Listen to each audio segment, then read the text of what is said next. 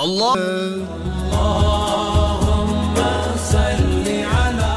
اللہ الرحمن الرحیم۔ السلام علیکم ناظرین، پروگرام صبح نور کے ساتھ آپ کا میزبان نذیر احمد غازی حاضر ہے۔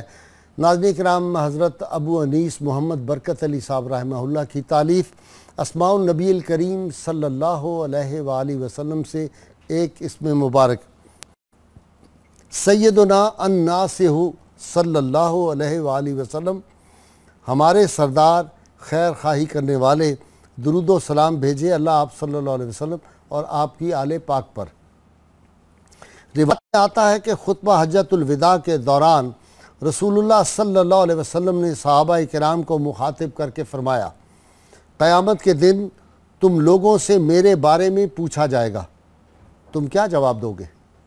تمام حاضرین نے عرض کیا، یا رسول اللہ صلی اللہ علیہ وسلم، ہم گواہی دیتے ہیں کہ آپ نے ہم تک اللہ کا پیغام پہنچا دیا اور اس کا حق ادا کر دیا، اور آپ نے ہر اعتبار سے ہماری خیر خواہی کی۔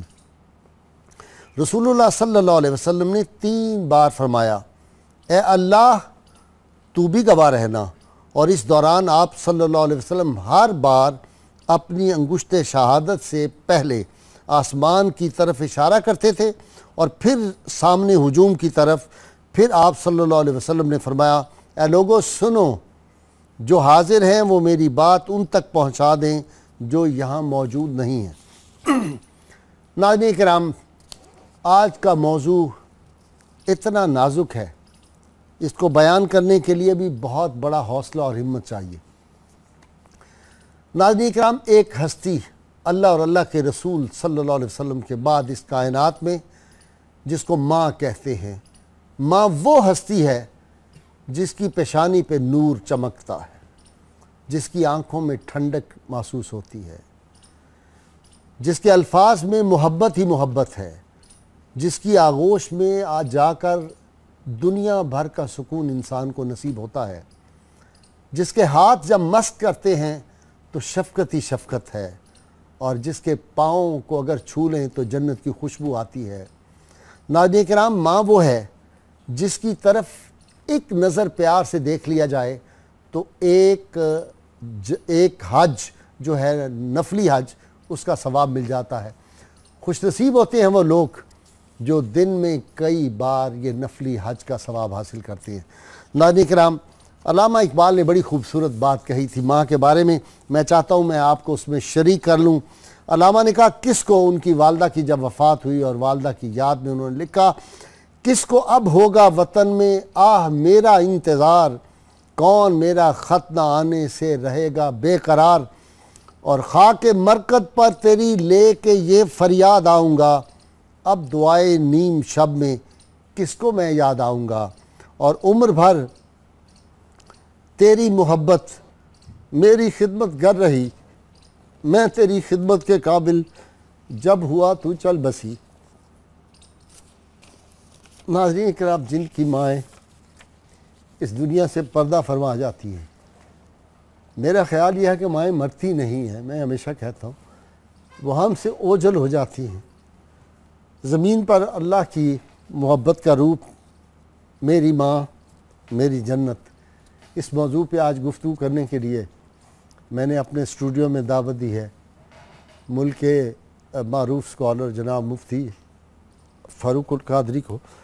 ان کے ساتھ ہیں ڈاکٹر سعید احمد سعیدی، ان کے ساتھ مفتی محمد سعید رضوی صاحب ہیں، اور آخر میں ماں کی شان میں جو کلام ہے وہ آپ کو الحاج اختر حسین قریشی سے سنواؤں گا۔ مفتی صاحب، یہ موضوع میرے لیے بہت مشکل ہوتا ہے، اس پہ مجھے انٹرو دینا بھی آپ نہیں تصور کر سکتے کہ کتنا مشکل ہے۔ بالکل جی، قرآن حکیم نے صرف آپ کے لیے نہیں، ہم سب کے لیے مشکل ہے۔ ماں ہماری وہ ماں ہے۔ آپ کی والدہ زندہ ہے؟ جی، میری والدہ محترمہ زندہ ہیں۔ آپ بڑے خوش بخت، میری جنت ہیں جی، اور انہی کی دعاؤں سے ہی مجھے اللہ کریم نے اپنے کرم اور اپنی رحمت میں رکھا ہوا ہے۔ اللہ تعالیٰ نے اپنی رحمت کی دنیا والوں کو پہچان ہی ماں سے کروائی، اور بتایا کہ میں 70 ماؤں سے زیادہ پیار کرتا ہوں۔ قرآن حکیم میں ماں کی اور باپ کی تعظیم، احترام اور تقدس سے متعلق درجنوں آیات ہیں جن میں صراحتاً اور اشارتاً ذکر فرمایا گیا. ایک جگہ تو حکمن آیا وَبِالْوَالِدَيْنِ احسانا، ماں باپ کے ساتھ اس نے سلوک کرو. اور پھر یہ بھی فرمایا فَلَا تَقُلْ لَهُمَا اُفٍّ وَلَا تَنْهَرْهُمَا. یہ وہ مقدس ہستیاں ہیں کہ ادنا سا بے ادبی کا کلمہ اف تک ان کے حضور مت کہو. تمہارے محبت کے بازو ہر وقت ان کے لیے بچھے رہیں اور تمہاری عقیدت و احترام کے جذبات ہر وقت امڑے رہیں اور کسی طور ادنا سی کمی نہ آئے. حضرت عیسیٰ علیہ السلام کا تعارف کراتے ہوئے اللہ تعالیٰ نے کیا فرمایا؟ وَبَرًّا بِوَالِدَتِي. جناب عیسیٰ علیہ السلام کے محمود تمام خصائل میں سے ایک خوبی اور وصف جو غالب تھا وہ یہ کہ وہ اپنی ماں کی بہت خدمت کیا کرتے تھے.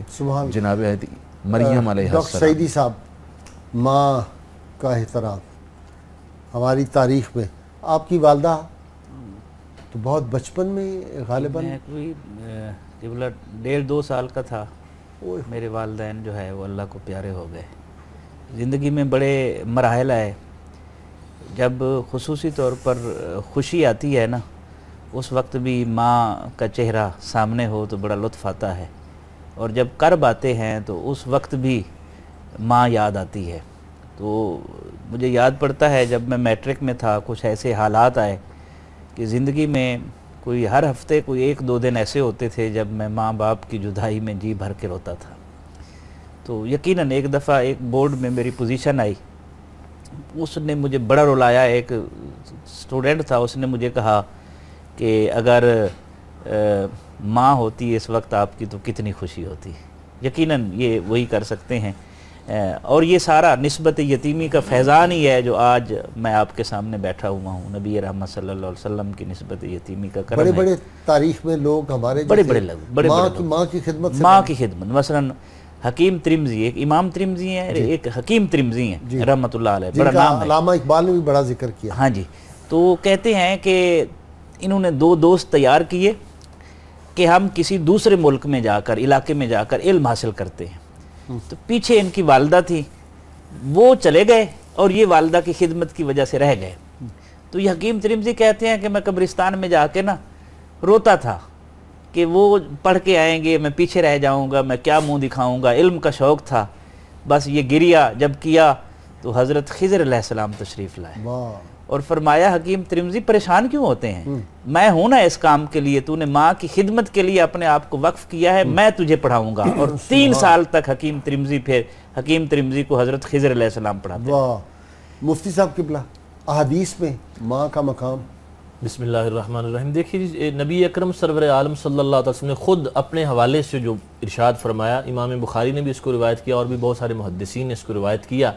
آقا کریم علیہ السلام نے فرمایا کہ اگر میری والدہ حیات ہوتی اور میں نماز عشاء پڑھ رہا ہوتا قد قرأت فاتحۃ الکتاب، حتیٰ یہاں تک کہ میں فاتحۃ الکتاب پڑھ چکا ہوتا، تو میری ماں مجھے آواز دیتی تو میں اسی وقت کہتا لبیک یا امی. میں نماز کی حالت میں اپنی والدہ کو، میری والدہ کہتی ہیں کیا کہ اے محمد، یا تنادی امی یا محمد، مجھے میرا نام لے کے میری والدہ آواز دیتی تو میں نماز چھوڑ دیتا اور اپنی ماں کی پکار پر ان کو جواب دیتا.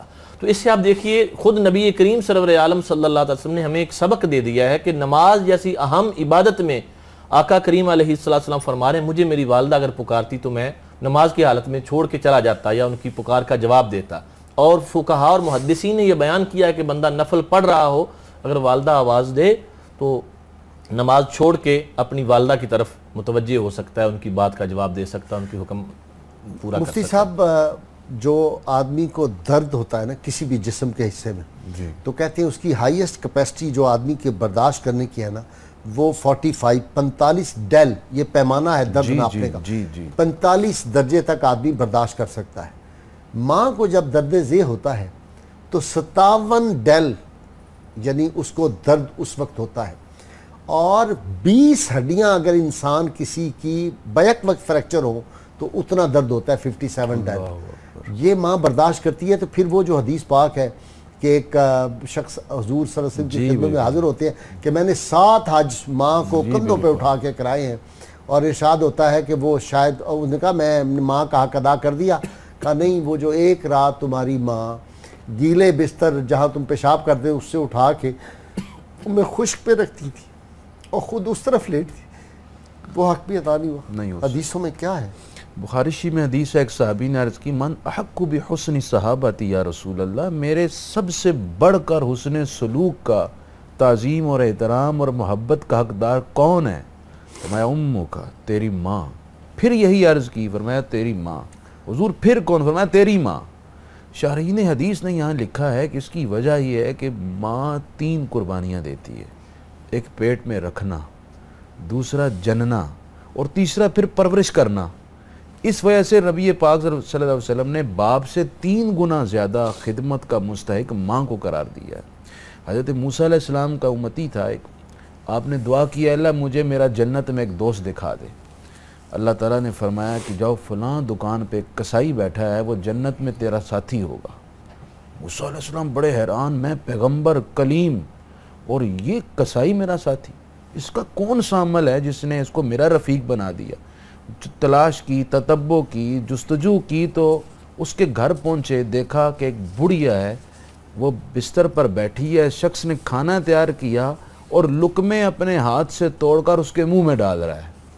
تو وہ فارغ ہوا، تو طویل واقعہ ہے، میں نے پوچھا کہ یہ کون ہے بڑھیا؟ کہا یہ میری ماں ہے، میں روزانہ اس کی اسی طرح خدمت کرتا ہوں، تو اس نے میرے کان میں مجھے ایک بات کہی تو مجھے بڑی خوشی ہوئی۔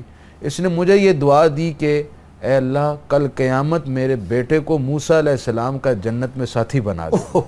اس کی دعا کی بدولت ہی خواجہ باجید بستامی خواجہ خواجگاں بن گئے۔ ڈاکٹر سعیدی صاحب، یہ جو ناف ہوتی ہے، اس کو اوول نال غالباً کہتے ہیں میڈیکل میں، یہ ماں کے پیٹ میں جب بچہ ہوتا ہے تو اس کو اس سے ناف سے ملتا ہے نا سارا، اور جب وہ پیدا ہو جاتا ہے تو وہ کاٹتے ہیں اس کو، الگ کرتے تھے۔ یہ نشان ساری عمر آدمی کے پیٹ سے نہیں جاتا، چاہے جتنی مرضی وہ کوئی کرا لے اپنی سرجری، یہ غالباً یہ آدمی کو یاد دلاتا رہتا ہے کہ میاں وہ جو اس کے جسم سے جو خوراک تھی وہ تم ساری ہضم کر جاتے تھے، ساری کھا لیتے تھے۔ یہ جو مائیں بوڑھی ہو جاتی ہیں نا، تو ڈاکٹر کہتے ہیں کہ یہ جو ان کی ہڈیاں کیلشیم کمزور ہوتا ہے، جب بچہ پیٹ میں ہوتا ہے تو ماں کا سارا کیلشیم تو یہ ابزارب سارا کھا جاتا ہے، جس کی وہ اس کی ہڈیاں بھی چوس لیتے ہیں۔ میاں محمد صاحب کا ایک شعر مجھے مچل رہا ہے، میاں صاحب نے فرمایا ماما دے دل نرم گلابوں تے کدے نہ سہن جدائی، پتراں دے سب عیب چھپاون کدے نہ کرن برائی۔ سبحان اللہ۔ میں تو کہتا ہوں کنول کا پھول اتنا شفاف نہیں ہوتا جتنی ماں کی محبت شفاف ہوتی ہے اولاد کے حق میں، اور اس میں کوئی دوسری رائے نہیں ہے۔ اور حضرت بایزید بستامی رحمۃ اللہ علیہ کا جس طرح تذکرہ کر رہے تھے کہ ماں کے لیے پانی لے کر آئے آب خورے میں، تو سردی تھی سخت، کچھ قطرے پانی کے جو ہے ان کے ہاتھ پر جم گئے، سردی برف بن گئے، اور ماں کو نیند آ گئی، کھڑے رہے ساری رات۔ اللہ، صبح کے وقت ماں بیدار ہوئی، دیکھا بیٹا سرہانے کھڑا ہے، تو جب وہ پانی دینے لگے نا تو جلد بھی ساتھ جو ہے وہ اتر گئی۔ ماں نے یہ کیفیت دیکھی، بیٹا کیا ہوا، یہ کیا کیا تو نے؟ اس نے کہا ماں میں تیری خدمت کے لیے کھڑا رہا۔ تو پھر انہوں نے دعا کی پروردگار میں اس سے راضی ہوں، تو بھی اس سے راضی ہوں، اور سید ماں کی رضا میں اللہ کی رضا، اللہ کی رضا، اس میں کوئی دوسری رائے نہیں ہے۔ جس کی ماں راضی نہیں ہوتی اس پر نہ اللہ راضی ہوتا ہے، نہ اللہ کے پیارے رسول صلی اللہ علیہ وسلم راضی ہوتے ہیں۔ ایک صحابی تھے، ان کا مفتی صاحب سے، مفتی صاحب آپ فرما رہے تھے حدیث میں ماں کا مقام، نبی پاک صلی اللہ علیہ وسلم سے پوچھا گیا کہ یا رسول اللہ علیہ السلام ماں باپ کا حق کیا ہے میرے اوپر؟ آپ نے فرمایا تیرے باپ کا تجھ پر حق یہ ہے کہ جب تک وہ زندہ ہے اس کی اطاعت کر۔ پھر اس نے عرض کیا حضور میری ماں کا کیا حق ہے؟ آپ نے فرمایا صحراؤں میں اڑنے والے ذرات ہوں یا بارش کے قطرے ہوں، اتنی خدمت بھی ماں کی کر لے تو ماں کے پیٹ میں جو گزرا ہوا وقت ہے ایک دن کا حق بھی ادا نہیں ہو سکتا۔ اللہ، وہ حدیث پاک کے الفاظ کے الجنت تحت اقدام امہات، فرمایا کہ جنت ماؤں کے قدموں کے نیچے ہے۔ ایک اور یعنی آج دیکھیے معاشرے میں بڑی عجیب و غریب باتیں ہیں، لوگوں نے اپنے اپنے معیار بنا لیے ہیں، بہت ساری چیزیں ہو رہی ہیں۔ ایک حدیث پاک میں اتنی شاندار رہنمائی رسول پاک صلی اللہ علیہ وسلم نے ہمیں عطا فرمائی۔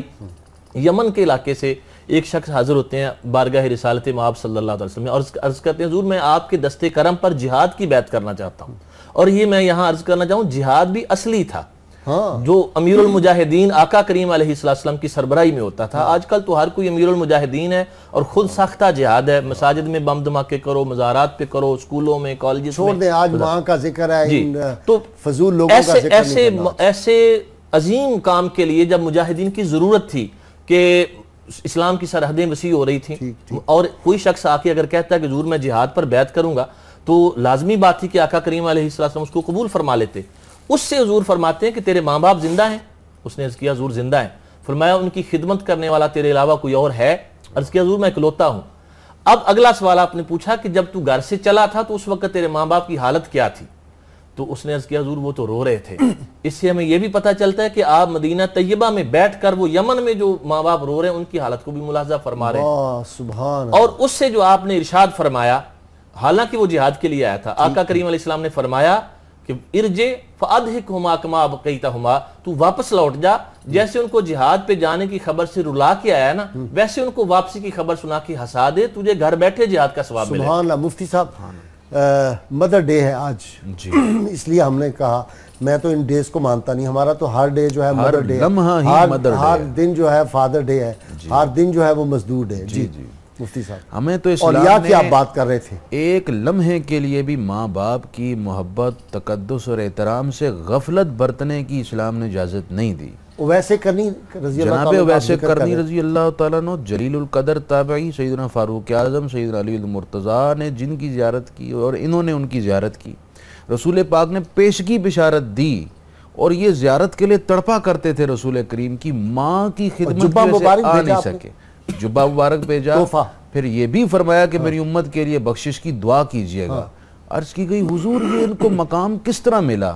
فرمایا اس کی بوڑھی ماں ہے جو آنکھوں سے اندھی ہے, ان کی خدمت میں مصروف ہے اس لیے آ نہیں سکا.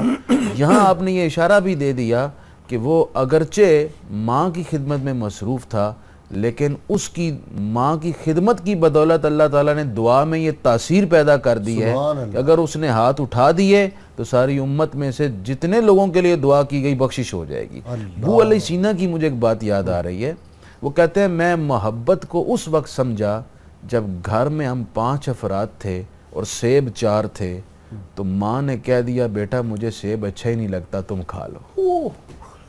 مرزا ادیب کی مجھے ایک بات یاد آئی, وہ کہتے ہیں کہ میں چھوٹا سا تھا تو مجھے باپ مارتا تو ماں آگے جا کے بچا لیتی تھی, کہتی تھی رہنے دو کوئی گل نہیں, غلطی ہو گئی ہے چھوڑ دو تسی بچہ ہے.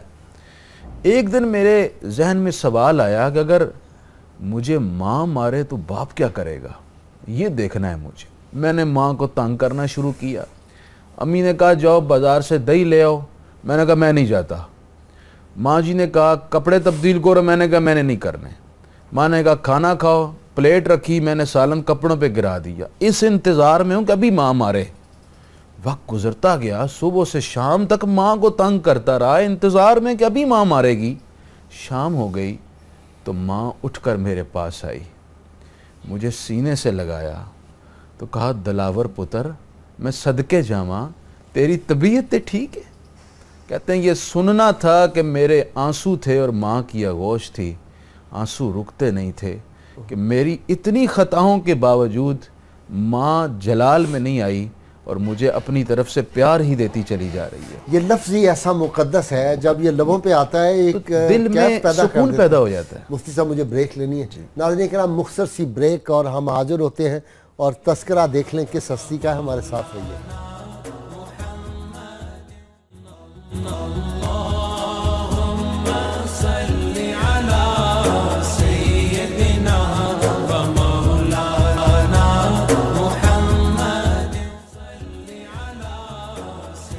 ویلکم بیک ناظرین. ڈاکٹر سعیدی صاحب, جو میرا طالب علمانہ ایک تاریخ کا مطالعہ ہے, دنیا میں کوئی آدمی بڑا نہیں ہوا جس نے ماں کی خدمت نہیں کی, جس نے ماں کے پاؤں نہیں چھوئے. ہم نے تو یہ سیکھا. اور میری والدہ مرحومہ جو تھی ان کی 100 برس میں ان کا انتقال ہوا اور 25 سال 30 سال ان کی نظر بند رہی. مجھے نہیں یاد کہ کبھی جب میں پریشان ہوتا تھا, میں گھر آتا تھا, میں بطور ہائی کورٹ کے جج گھر آتا تو اماں جی پوچھتے تھے کہ کیا بات ہے, خیر ہے تم آج پریشان ہو. ان کو نظر نہیں آتا تھا, میں صرف سلام کرتا تھا, ان کو پتہ چل جاتا. یہ ماؤں کا دل کیسے ہوتا ہے، اور اس عمر میں بھی ہر لمحے یاد آتی ہیں، ہر روز کوئی نہ کوئی ایسا واقعہ ہوتا ہے. ابھی میرا بیٹا آپ کو یاد ہے انس غازی جب سیکرٹری ہائی کورٹ بنا تو اس دن لوگ بڑے حیران تھے کہ میں رو رہا تھا، اور میں یاد کر رہا تھا کہ آج میرے ماں باپ ہوتے تو ان کو یہ خوشی کی خبر پہنچتی. وہ جتنا اس بات پہ خوش ہوتے دنیا کا اور کوئی انسان نہیں ہو سکتا. ان کی خوشی جو ہے وہ اصلی خوشی ہوتی ہے، اس میں بناوٹ نہیں ہوتی، تکلف نہیں ہوتا.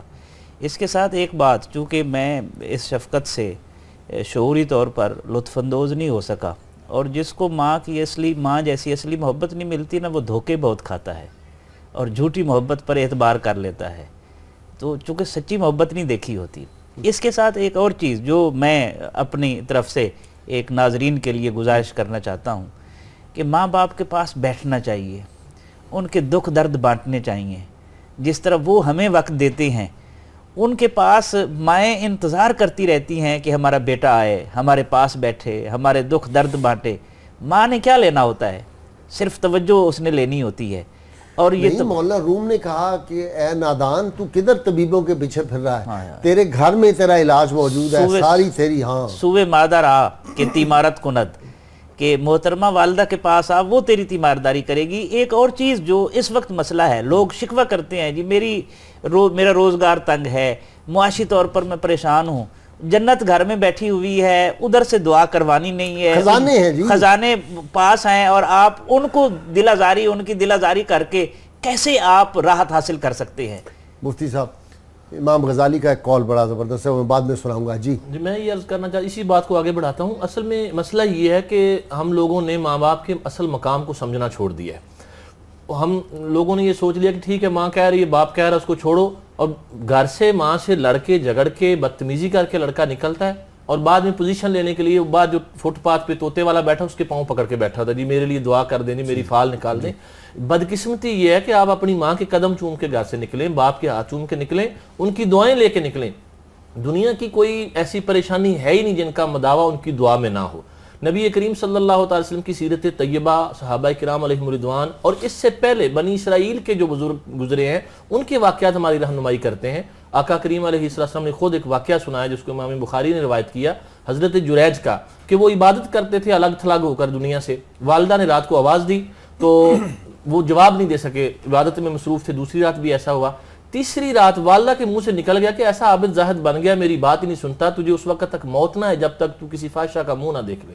ان پر الزام لگ گیا بڑا شدت کے ساتھ. انہوں نے اس الزام پر بڑے حیران ہوئے. لوگوں نے ان کا عبادت خانہ توڑ دیا، اور سارے معاملات جب ہو گئے تو آخر کار یہ عقدہ کھلا جب وہ عورت سامنے آئی، آپ نے اشارہ کیا، بچے نے پیٹ سے بول کے بتایا کہ یہ میرا باپ نہیں ہے.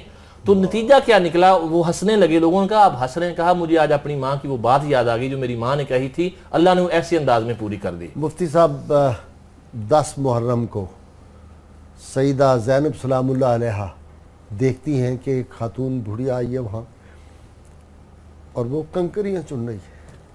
یہ روایات میں آتا ہے.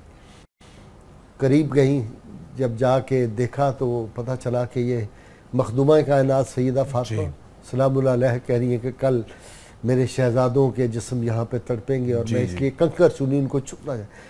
یہ ماؤں کے دل اس طرح کے ہوتے ہیں، ان کو ہر خبر ہو جاتی ہے. بالکل ہو جاتی ہے جی، اور وہ اپنے بچوں کے ہر حرکات و سکنات سے واقف ہوتی ہیں، بلکہ ان کی اغلاط سے بھی واقف ہوتی ہیں، لیکن اپنی شفقت کی وجہ سے وہ چشم پوشی کر لیتی ہیں.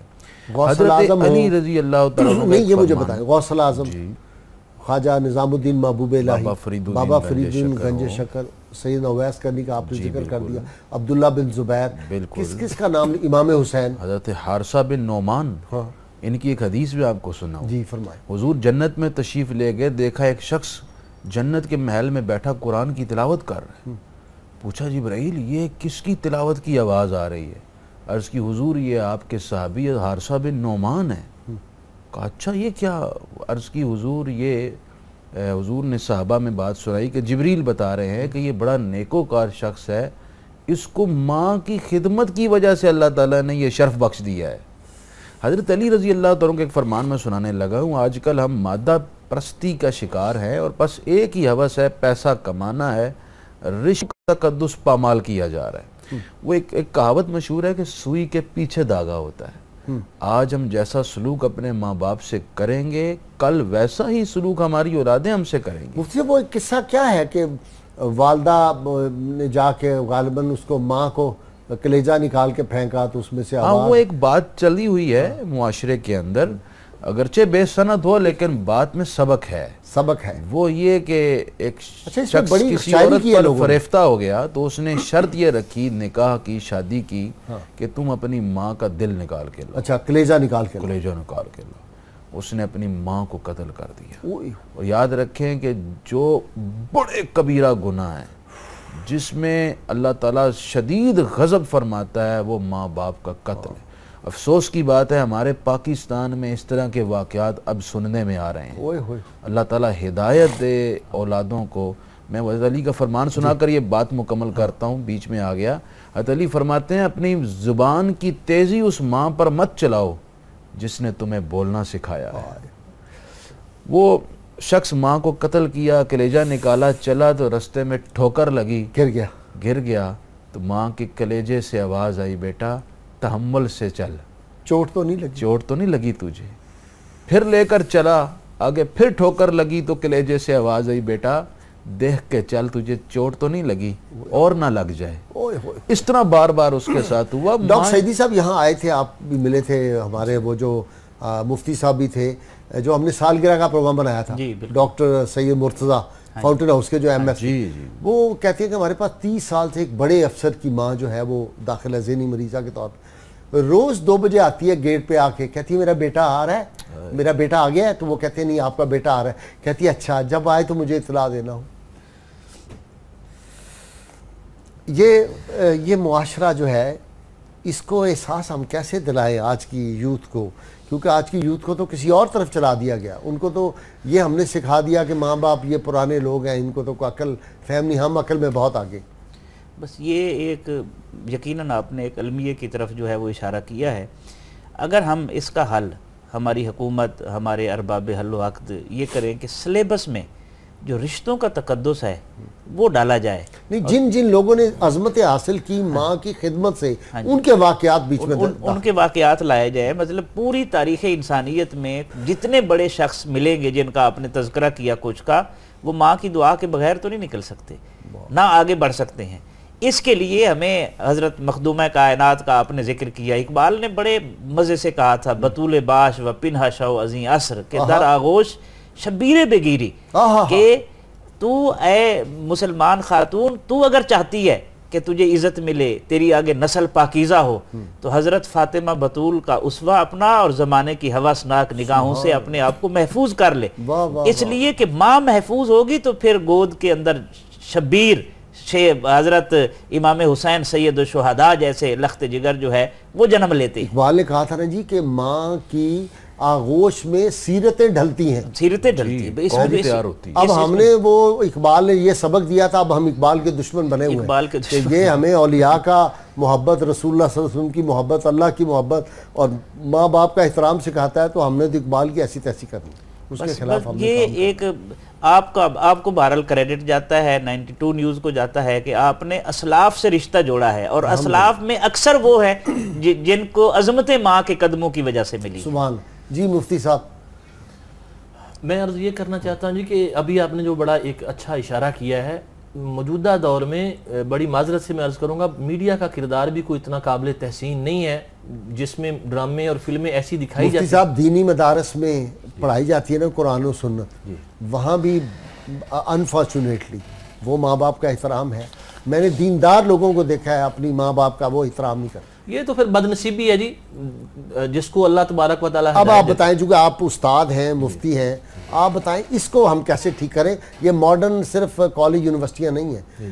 ماں, میں ایک نسخہ آپ کو عرض کر دوں, میرا ایمان اور یقین ہے, میرا معمول رہا, میری اولاد کا بھی یہ یقین ہے کہ گھر سے نکلتے ہوئے بھی ماں باپ کے قدم چوم کے نکلو, گھر میں واپس آؤ تب بھی ماں باپ کے قدم چومو. ناکامی جو ہے وہ کبھی آپ کو زندگی نہیں. اس کی بڑی اچھی تطبیق ہو سکتی ہے. مولانا روم نے مثنوی شریف میں ایک چھوٹا سا واقعہ نقل کیا ہے کہ وہ ایک شخص کا باپ بوڑھا ہو گیا تو اس نے کہا کہ میں اس کو اب چھوڑ آتا ہوں. بیوی نے کہا کہ یہ گھر میں کھانستا رہتا ہے, اس طرح کے مسائل پیدا ہوتے ہیں, ہمارا سکون برباد ہو گیا ہے. تو اس نے کمبل لیا اور ایک جھونپڑی سی بنائی, اس میں کہا جی آپ یہاں رہیں گے, کھانا آپ کو پہنچ جایا کرے گا.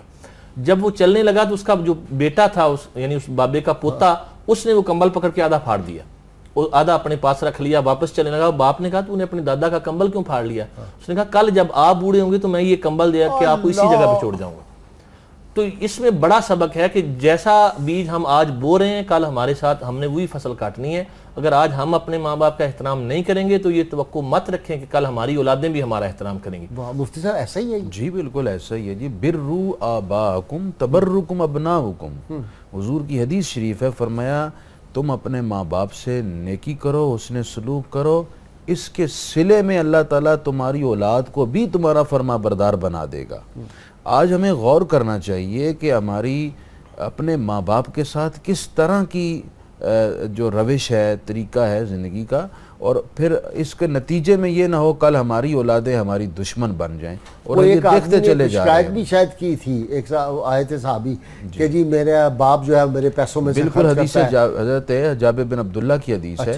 ایک صحابی کا جھگڑا ہو گیا گھر, تو آئے حضور کی خدمت, جی میرے والد کہتے ہیں ابھی یرید یحتاج مالی, وہ کہتے ہیں اپنا مال مجھے دیا کرو, میں بوڑھا ہوں, تمہارا حق ہے. اور یہ اولاد کو بھی سمجھنا چاہیے ہم جو کماتے ہیں اس میں ہمارے ماں باپ کا ہم سے زیادہ حق ہے. تو حضور نے فرمایا کہ جلال میں آ کر انت و مالو کا لی ابھی کا, آپ نے یہ سوچا کیسے اور یہ کہا کیسے یہ میرا مال ہے, تم اور تمہارا سارا مال تمہارے باپ کا ہے. ان کی اس انداز سے خدمت کرو. اس حدیث کی برکت سے میں نے ایک بالکل ہارا ہوا مقدمہ حال ہی میں, وہ جسٹس خالد محمود صاحب ہیں بڑے مشہور جج, غالباً ریٹائر ہو گئے ہیں آج کل میں, ہائی کورٹ کو انہوں نے فیصلہ دیا ہے اسی پہ, اس حدیث کی بنیاد پہ. سارا ملکی قانون ادروائز تھا, انہوں نے اس حدیث کی بنیاد پہ یہ سن کے فیصلہ اپنا کر دیا. ماں باپ کی عزت, وقار, احترام اور یہ سب کچھ ماں باپ. ایک حدیث حضرت عبداللہ بن عباس کی میں آپ کی خدمت میں پیش کروں. ایک صحابی حضور کی خدمت میں آئے, عرض کی حضور ماں باپ راضی ہوں تو جنت ملتی ہے نا؟ تو اللہ راضی ہوتا ہے. اگر ماں باپ ظلم اور زیادتی کریں, ناجائز اور ناروا سلوک کریں, تو پھر بھی ہمیں ان کو راضی کرنا پڑے گا. کیا ہمارے لیے کوئی اور راستہ, کوئی اور آپشن ہے؟ تو آقا کریم نے ارشاد فرمایا نعم و ان ظلما, ہاں اگرچہ ماں باپ ظلم اور زیادتی بھی کیوں نہ کر لیں, تمہارے لیے اور کوئی راستہ نہیں ہے. ان کی دلجوئی, ان کا احترام ہی یہ راستہ ہے.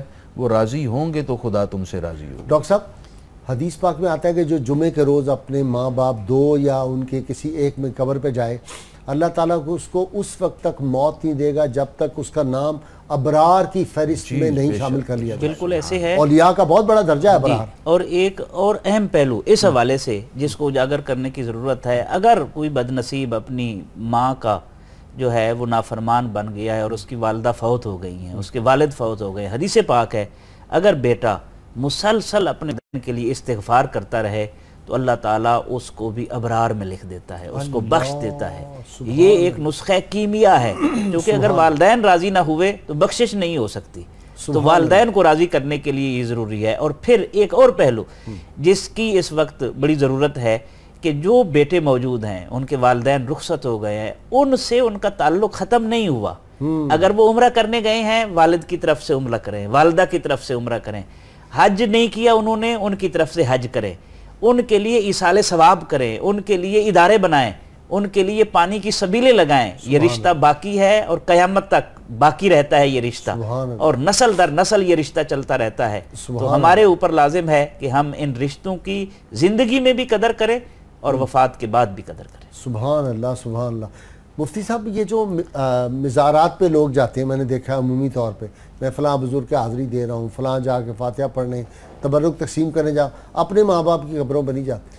یہ بڑی عجیب و غریب بات ہے جی کہ ہم لوگ یہ سمجھتے ہیں, یہ عام جو شعور نہیں, اس کو کوئی کچھ مل سکتا ہے فیض قبر سے, کبھی بھی نہیں, جو اپنے ماں باپ کی قبر پہ نہیں جاتا. سب سے پہلے اب دیکھیے جی, ماں باپ زندگی میں بھی اولاد کو فائدہ دیتے ہیں اور فوت ہونے کے بعد بھی. ابھی آپ نے حدیث کوٹ کی, نبی پاک صلی اللہ علیہ وسلم نے فرمایا کتب برن, وہ ابرار لکھا بھی جائے گا, غفر لہ ما تقدم من ذنبہ, جو پچھلے سارے گناہ بھی معاف ہو جائیں گے. یعنی جس ماں اور باپ کی قبر کی صرف زیارت اتنا فائدہ دے رہی ہے کہ آپ بخشے جا رہے ہیں، گناہ بھی معاف ہو رہے ہیں اور ابرار میں لکھے جا رہے ہیں، ان کی خدمت پہ کتنا صلہ ملتا ہے۔ ہمارے شیخ فرمایا کرتے تھے کہ جن ماں باپ کے چہرے کو دیکھنا حج کا ثواب ہے، ان کی خدمت بندے کو اللہ کا ولی نہیں بنا دے گی۔ تو جو آپ نے بات کی ہے، یہ ٹھیک ہے، نیاز تقسیم کرنا، مزارات پہ جانا ایک الگ ایشو ہے، لیکن آپ گھر سے ماں باپ کی دعا نہیں لیتے، ان کی خدمت نہیں کرتے اور سمجھتے ہیں کہ اللہ کے ولی ہم پہ راضی ہو جائیں گے، ایسا تو نہیں ہو سکتا۔ اللہ راضی ہوگا، اس کے پیارے رسول راضی ہوں گے تو یہ اولیاء راضی ہوں گے، تو ان کا فیض تبھی ملے گا۔ تو یہ کرنے کی ضرورت ہے۔ اور نبی پاک صلی اللہ علیہ وسلم نے 4 حقوق جو بیان فرمائے فوت ہو جانے کے بعد، یہ بڑی ایک ضروری چیز ہے کہ لوگ سوچتے ہیں کہ ماں باپ تو اب فوت ہو گیا، اب ہم کیا کریں۔ ان 4 حقوق میں یہ بھی ہے کہ ماں باپ کی تجہیز و تکفین کرے، ان کے غسل کا، جنازے کا اہتمام کرے، اگر خود پڑھا سکتا ہو اولاد میں سے کوئی اتنا قابل ہو کہ وہ خود جنازہ پڑھائے، تو یہ سعادت کی بات ہے۔ اور اس کے بعد ماں باپ کے جو رشتہ دار ہیں، باپ کے دوست، ماں کی سہیلیاں، ان کا اسی طرح احترام کرے جیسے اپنے ماں باپ کا کرتا تھا۔ اور سب سے اہم بات آخر میں وہ فرمایا کہ ہمیشہ ان کی بخشش کی دعا کرتا رہے۔ سبحان اللہ۔ یہ ایک بڑا ان کے لیے کوئی صدقہ جاریہ، مفتی صاحب ان کے لیے کوئی صدقہ جاریہ کا بھی اہتمام کرے، صدقہ جاریہ کا اہتمام، ان کی روحیں خوش ہوں گی، روحیں خوش ہوں گی۔ اور سب سے بہترین صدقہ جاریہ خود ہے، اچھے عمل کرے۔ نیک اولاد کو نبی پاک علیہ السلام نے صدقہ جاریہ قرار دیا، بلکہ اعلیٰ حضرت نے ایک روایت نقل فرمائی ہے، آپ فرماتے ہیں کہ ہر جمعرات کو مرنے والے کی روح پلٹ کر گھر بھی آتی ہے۔ امام جلال الدین سیوطی نے بھی یہ لکھا ہے۔ جی جلیل القدر محدثین نے لکھی ہے روایت، روح پلٹ کر آتی ہے، اگر گھر والے اچھے عمل کریں تو وہ خوشی خوشی پلٹ کر جاتی ہے، اور برے عمل ہوں تو رنجیدہ جاتی ہے۔ ہمیں ماں باپ کے لیے سب سے بہترین صدقہ جاریہ اور راحت اور سکون پہنچانے کا طریقہ یہ اختیار کرنا چاہیے، ہم اچھے عمل اختیار کریں۔ مفتی، میں ڈاکٹر صاحب آپ کو ایک عجیب بات، ذاتی باتیں نہیں کہنی چاہیے، میں ایک بزرگ تھے فوت ہو گئے، ان کو کشف القبور حاصل تھا، میں ان کو والد گرامی کے مزار پہ لے گیا، تو وہ کچھ دیر بیٹھے رہے اور بعد میں انہوں نے کہا کہ اسامہ، آپ کا بیٹا اسامہ ہے کوئی؟ میں نے کہا ہاں جی ہے۔ انہوں نے کہا اس میں بہت خوش ہے، اور دوسرے کا نام لیا اور انہوں نے کہا کہ ان سے کہیں نمازوں کی پابندی کیا کریں، اور اسامہ پہ بڑے خوش ہے۔ میں نے کہا ہاں جی اسامہ تہجد گزار ہے تو اس پہ بڑا، یعنی وہاں جا کے ان کو اتنا پتہ ہوتا ہے، یہ مجھے اس سے پریکٹیکل ایگزامپل سے پتہ ہوتا ہے۔ ایک اور اس حوالے سے رہنمائی ملتی ہے ہمیں، امام سیوطی نے اسے نقل کیا ہے، دلچسپ بات۔ ڈاکٹر صاحب ایک فکرے میں بتا دیں چونکہ مجھے بریک لینی ہے۔ جی، ایک بندہ تھا، اس کا والد جو ہے نا وہ فوت ہو گیا، تو جب وہ کوئی ثواب، کسی نے ایصال ثواب کیا، سارے چن رہے تھے، تو وہ بیٹھا ہوا ہے، تو اس نے پوچھا کیوں نہیں چن رہے آپ؟ اس نے کہا جی میرا بیٹا حافظ قرآن ہے، وہ سارا دن پھل بیچتا ہے اور قرآن پڑھتا رہتا ہے، مجھے ثواب پہنچتا رہتا ہے۔ اللہ۔ ناظرین کرام، مختصر سی بریک اور ہمارے ساتھ رہیے گا۔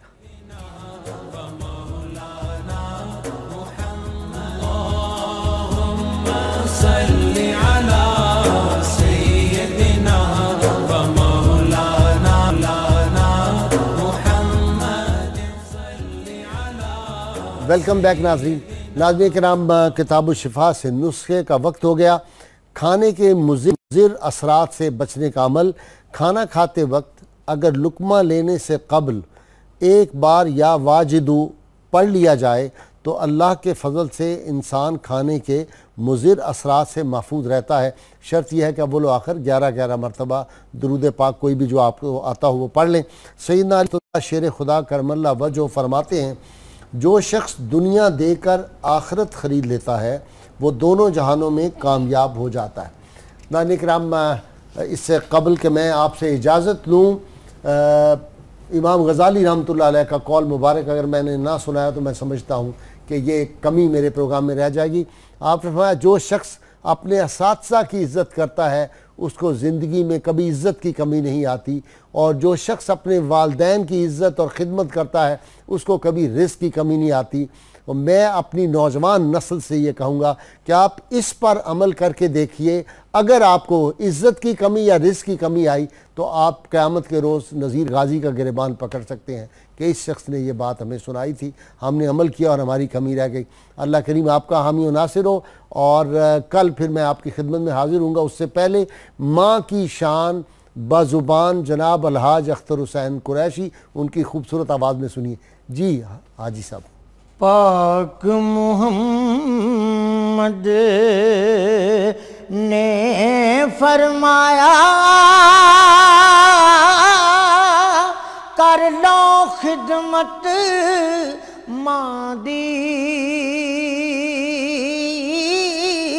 जिन्ने काबा तकना होवे वो तक लवे सूरत मां दी मावां बाजों केड़ा सजनो दिल दे दर्द वंडाउंदा कंडा जे पुत्तर नू चुबे ते दर्द मावां नू आउंदा मां वर्गी कोई शै ना जग ते मैं सारी दुनिया फोली